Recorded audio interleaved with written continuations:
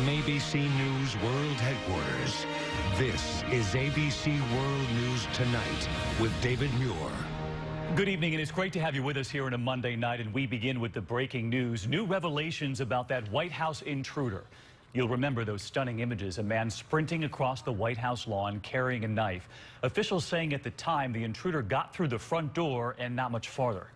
But tonight, a different portrait now emerging of that day. We now know he made it much further into the White House just minutes after the president and the first family had left.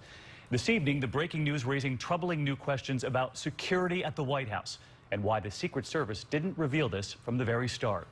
ABC senior justice correspondent Pierre Thomas leading us off.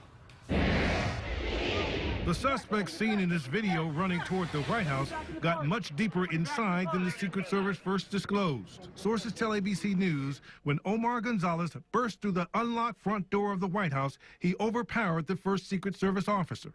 Gonzalez, who was carrying a 3.5-inch knife, then raced past a flight of stairs that leads to the first family's living quarters. Sources say he then entered the East Room, a formal setting that has been the scene of history, receptions, and presidential addresses. He was finally tackled by a counter-assault officer at the far end of the East Room, some 80 feet inside. He got deep enough that had the president, the vice president, or any of other number of individuals been walking the hallways, they could have been attacked by Mr. Gonzalez. Tomorrow, the Secret Service director is expected to appear before Chairman Issa's committee. She will face harsh questions about how a breach so egregious could have happened. The basics of the White House, locking the doors, having compartmental security, appears to have failed.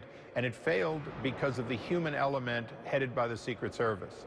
And now questions about why the Secret Service did not fully disclose all those details about how bad the breach truly was. The Secret Service story keeps changing. First, they told us the man was not armed. He had a knife.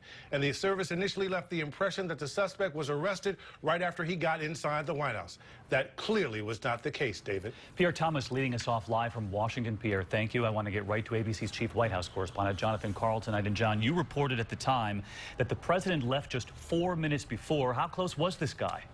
Well, David, this building behind me is just not that big. He easily got far enough into the White House to reach the first family if they had been at home, which makes it all the more incredible that the president and his daughters had left just 4 minutes before the intruder jumped over the fence. The First Lady had left earlier in the day. Now, the official line here at the White House is that the president still has confidence in the Secret Service, but make no mistake, he is personally keeping track of this investigation. In fact, he called the head of the Secret Service into the Oval Office just a few days ago to get an update.